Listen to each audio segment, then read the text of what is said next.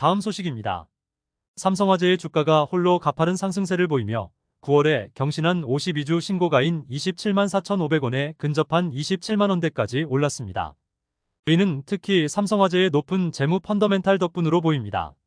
금융당국의 배당 자제 권고에도 불구하고 증권가에서는 삼성화재에 대한 목표 주가를 상향 조정하고 있으며 특히 유한타증권은 목표 주가를 기존 31만 원에서 36만 원으로 높였습니다. 또한 삼성화재의 주당 배당금과 이익 증가에 대한 기대감이 높아지고 있으며 안정적인 실적과 CSM 증가로 인한 이익 성장이 예상됩니다. 하지만 새로운 회계제도의 여파와 경쟁사들과의 비교에서 나타나는 다양한 변수들이 주가에 영향을 미칠 수 있습니다. 다음 소식입니다. 이달 동안 카카오와 관련된 주가가 눈에 띄게 상승하고 있습니다. 카카오뱅크와 카카오페이는 각각 30.94%와 33.63% 상승률을 기록하며 상위 50위 종목에 이름을 올렸습니다. 이는 사법 리스크가 해결되지 않은 상황에서도 실적 대비 주가가 저점 수준이라는 인식에 따른 매수세의 유입에 기인한 것으로 분석됩니다. 또한 카카오는 3분기 동안 광고 성장을 지속하고 있으며 연말 광고 업황 회복과 4분기 성수기 효과를 통해 광고 실적 개선세에 탄력을 받을 것으로 전망됩니다. 한편 카카오는 최근 도덕적 해이 논란을 지적하며 준법, 인사, 재무에 대한 밀착 관리를 강화하고 있습니다. 이는 카카오 주주들에게 큰 우려로 작용할 수 있는 사법적 이슈와 관련된 불확실성을 줄이는 데 도움이 될 것입니다. 다음 소식입니다. 삼성 SDS의 주가가 연중 신고가를 경신하며 30% 상승한 가운데 기관과 외국인 투자자들의 쌍끌이 매수가 이어지고 있다. 이러한 상승세는 삼성전자와의 4,608억 원 규모의 고성능 컴퓨팅 HPC 클라우드 서비스 계약 체결이 주요 원인으로 보인다. 반면 삼성그룹 전반의 시가총액은 1조 8,470억 원 감소했으며 삼성중공업은 2.75% 상승에 주목을 받고 있다. 또한 코어라인소프트와 같은 다른 기업들도 인공지능 관련 솔루션 공급 계약으로 주가가 크게 상승하는 등 AI 수혜주들이 전반적으로 활발한 움직임을 보이고 있습니다. 다음 소식입니다. 하이투자증권은 SK하이닉스의 단기 주가 상승 가능성이 낮다고 판단하여 투자 의견을 보유로 유지하고 목표 주가를 12만 5천 원으로 소폭 상향 조정하였습니다.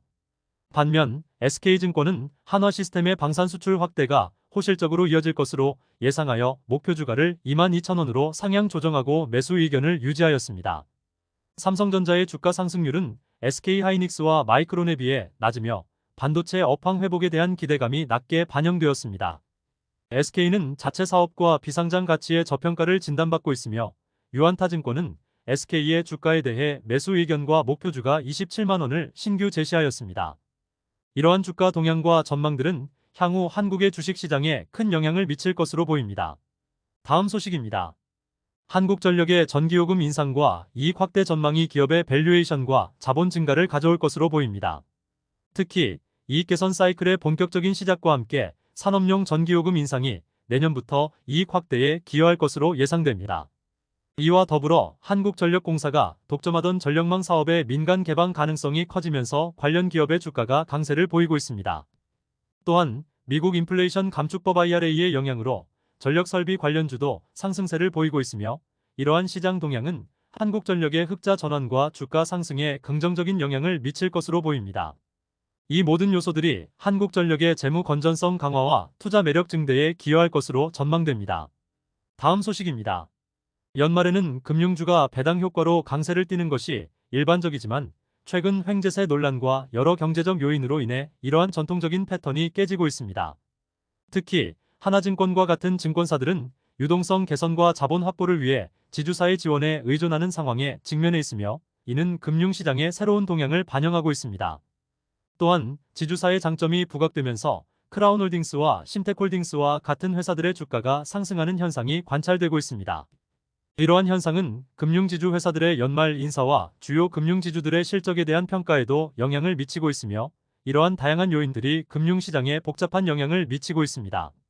다음 소식입니다. KT&G의 주가는 최근 들어 완만한 상승세를 보이고 있으며 이는 주주환 원정책의 강화와 담배 가격 인상 가능성 등이 주가에 긍정적인 영향을 미치고 있습니다.